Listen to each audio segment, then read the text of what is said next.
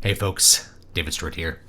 Time for part 2 of my little publishing series. In this video, what we're going to do is we are going to do a little bit of pre-publication research. We're going to look at the books that are already out there. I'm going to show you how to search for books that might be similar to your book. We're going to be looking mainly at the types of covers that are being used in your genre and in your categories on Amazon, as well as title names, even your author name. These things can all be relevant and are worth looking at before you start making all of the other decisions that you're going to make later on in this process, including choosing a cover or designing a cover, something like that. So let's take a look right away at Amazon. I just looked up, the bestsellers in sword and sorcery fantasy. I did a little straw poll with the live stream, and it seems like a lot of people are writing fantasy. A lot of people are writing science fiction. So this is just a big genre. There's a lot of really high-selling books in this genre. It's slightly schizophrenic because some things get placed in it that really belong probably better in some other categories. But we'll go ahead and take a look. Right away, number 2 I see is an R.A. Salvatore novel, and that is classic sword and sorcery for most of his books, so we're in kind of the right place. And I just want to take a look at what's on the page, what stuff is selling, and what covers are being used. And I want to contextualize those as we look at this category, and I'll show you how to do this maybe for some other categories too.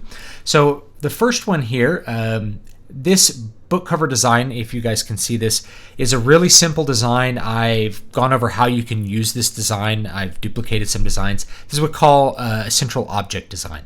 So it's a central object, and then around it or behind it is some sort of color splash, some sort of background. This is the cover design that I used for Crown of Sight, one of the little mini books that I came out with earlier this year. So you can actually see what it looks like right here. I used the same cover design right there. It's a very easy to execute cover design, easy to execute it well if you know what you're doing. A little bit lower degree of difficulty and effort compared to, say, the Salvatore one. This one would be, I don't know if it's a painting or if it's a Photoshop. It's probably a painting because of how it is. But you notice the form that's being used. We have a kind of a landscape and a central human figure. So that is one of the other very popular ways to design a fantasy book cover. So if you're writing in the sword and sorcery category, you may want to be looking at book cover artists who are able to execute these designs, either a graphic designer who does book covers with Photoshop, or an artist who will create an image that is similar to this. That's what you kind of want to be looking for so that you fit in the genre. It's a big mistake to think that you should do something that's very, very different from what everybody else is doing around you, especially as a new author, especially as an author that's doing independent publishing. You want to signal to the readers right away that your book belongs in their mentions, belongs in the categories that they're looking at. If we keep looking, we're going to see some other things. Here's a human figure with a fantastical landscape. This is a painting. We have another painting here. This one is a little bit more alluring. It's got like a semi-clothed woman and a guy next to her. Of course, we have the two towers, for whatever reason, is high on this list. This is not a design I would recommend you try to duplicate. This is a design that would work for traditional published books that maybe you see sitting on a bookshelf at Barnes & Noble, but it doesn't look correct on the Kindle platform. You can see you can't even really see the images until you click on it and you look, and then you see, I think there's a tower. You can see more of it once you look at it. But they don't need to have a really eye-catching or really good cover for Kindle because it's Tolkien. It's just not necessary for this kind of book. Here's another central object design. Here's another man and a sexy woman. So to me, sword and sorcery, sexy women sell. Here's a dragon, of course. These are objects that you tend to want to have. Another one that we see here is this halo light, this light where the camera or the perspective is looking into the light. We see that with the Salvatore book. This K.F. Breen, I think she kind of belongs in some other categories, but we get a lot of kind of category talk again. Something that's intended to be sexy. This human figure with a fantastical landscape with a lens flare. So you begin to get an idea. Here's a fantastical landscape with some high contrast colors. You get to get an idea of what's there. Now, what's interesting about sword and sorcery, as we look through more of these book covers, is there's not a set color palette that will tell you that you are in the sword and sorcery section. Some of the more popular colors, as you can see, are green, which I've used in some of my books, right? I use green. Green works pretty good. You may see blue. If you're seeing purple and pink, you're probably in a little bit of a different category. You may see red. You can see a lot of different colors, but one of the things you'll notice is that there's almost never more than 2 colors per book cover, and I will, when I talk about basics of cover design, I will get into that. But we see, especially with the high fantasy stuff, again, we have this lighting from behind. We have human figures, fantastical landscape, human figures and fantastical landscapes. This is just like a cool looking night. I like this cover quite a bit. So you have a lot of options with fantasy, but one of the things that you probably, KF Breen, this might be sword and sorcery, but I don't think it fits into it. This woman in casual clothes. I think we're looking at like Paranormal Romance. In fact, I think I have that one up to look at. So there's lots of different options here. Again, you could tell the traditionally published books very easily because the covers are weaker in general. They're not as eye-popping. They're not as high contrast compared to the things that are around them. Here's Name of the Wind. I actually have a video for how to duplicate the Name of the Wind book cover in Inkscape, a free program. So this is a very easy book cover to execute as well, and I will go over how to execute that book cover in a future video as well. And not just this book cover, but your own version of this. It's very easy. It's a dark figure. You can make this in Photoshop very quickly. A couple of landscape elements, probably 1 photo for a landscape or 2. I actually mixed 3 photos together when I did it to recreate this landscape, but it's very easy to do. But you notice a lot of the high contrast. You see what's there. And if we look at the names of the authors, they're all over the place. Michael, Tamron, there's female names, there's male names. You notice some initials, KF, AC, Charlie, Logan, Lindsay. There's a little bit of a belief that you can't write fantasy under a woman's name, but I don't think that's really the case at all. There's plenty of female writers that are in the high fantasy genre that do exceedingly well, including, I believe, KF Breen is female. So that's an example of a category that's very popular and a lot of you might be in, and some of the things you want to look for. The last thing you want to look for are titles. Titles are more important in genres that are less broad. Like sword and sorcery is a very broad category. So when you get into a little bit tighter category, like say Paranormal Romance, there's a couple of naming conventions that become a little bit more important. But we'll see Uncrowned. Well, that, I had a book called Crown of Sight. So the word crown, that's going to be a good keyword. You have Child of a Mad God, so you have a god as an object here. An Easy Death, this one doesn't really fit in with the others visually, title-wise. I'm not sure why it's here, but it's probably selling really well on Amazon, and just this was one of the many categories it got put into. Siege and Sacrifice, again, we're alluding to something medieval and fantastical. Sell Sword, so obviously in sword and sorcery, anything that evokes magic, that evokes royalty, that evokes medieval, that evokes combat, that's going to be something that's going to hit it good. Benjamin Ashwood, that's just a name, but the word ash, I use the word ash, needle ash, right? That kind of goes there. Darkest Revenge. And the last thing you want to look at too, while we're on the subject, besides titles, so if you're going to title your fantasy book, you probably want to hit pretty close to the genre as far as wording goes. Ancient traditions, words that evoke that particular genre. Right away, I'm just going to pull up this book cover real quick, The Darkest Revenge. This is a very popular fantasy font, and I've used it. It's called Cinzel Decorative, and this is actually a really, in my opinion, very poor use of the font. I do not think this typesetting design is very good. The Elderstone Saga, this is going to be definitely something that was created to hit all those points. This, I believe, is probably a very well done Photoshop cover. You can see that it's one color. I'm not crazy about this typesetting, but it works. Mainly, I don't like the T, and I'm getting a little bit deeper into this when I do book covers. But your genre should also be communicated by your font. So if you're in fantasy, big standard serif fonts, Cinzel Decorative, Trajan, Pro, all of those are going to be really good for fantasy. So you want to take a note at what what kind of fonts are being used. Let's hop over to another one. Let's look at Paranormal Romance. Because when we look at Paranormal Romance, we're going to see a very, very different set of covers, and we're going to see a different set of titles and names and fonts. So here's what the Paranormal Romance category looks like. So if you know what category your book's in and it's going to be in a romance one, you can start looking at some of the conventions. So Paranormal Romance doesn't necessarily mean erotica or anything like that, but it is more romance than it is paranormal. Okay, so right away, let's look at the first book cover. You have just a face of a man.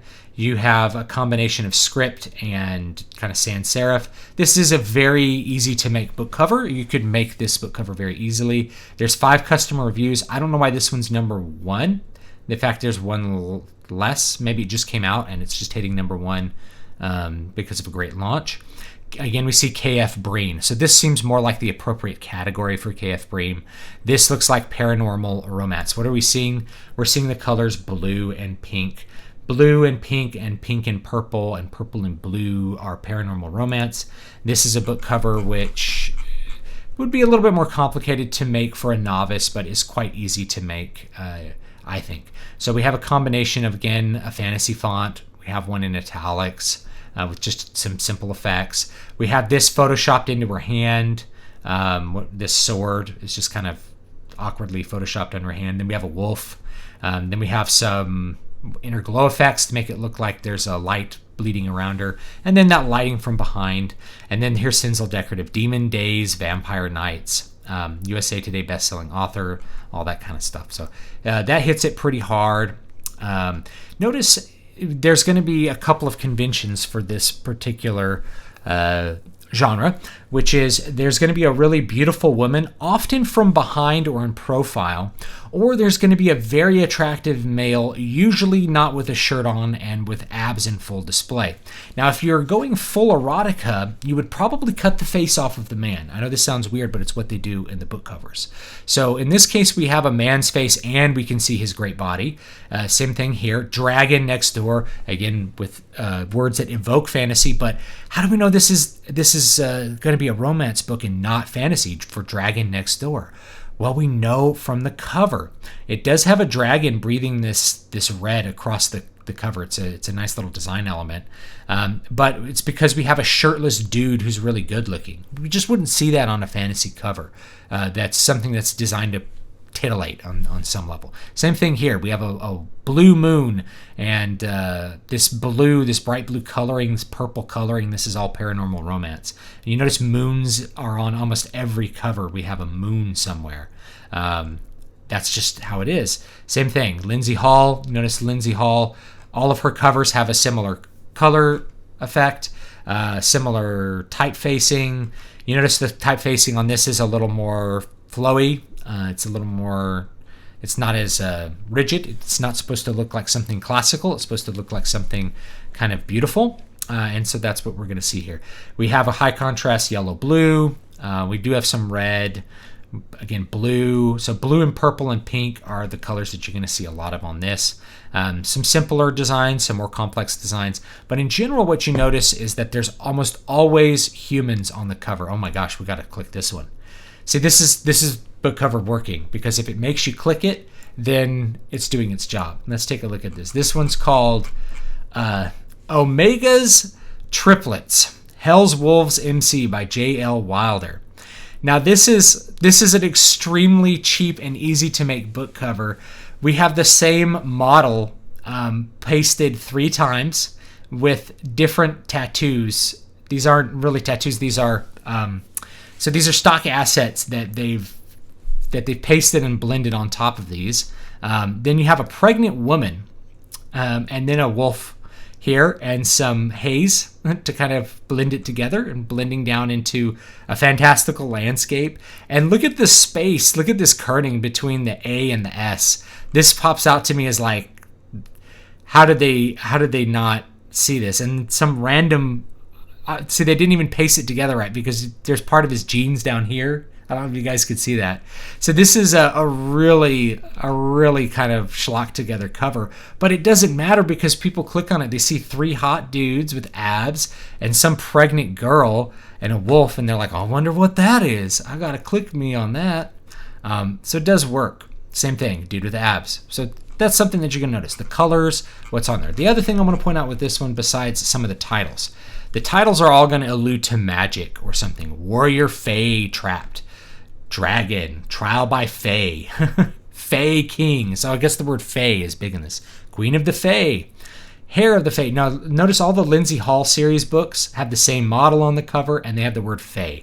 So this is something that you see in paranormal romance, you see it in romance, you see it in urban fantasy, is every single book in the series, if you're writing a series, has some word that is a super strong keyword for that particular title. Like I bet if I typed in Fae, you would see Fae, Fae, Fae, Fae, Fae, Stolen by the Fae. Again, this is a different author.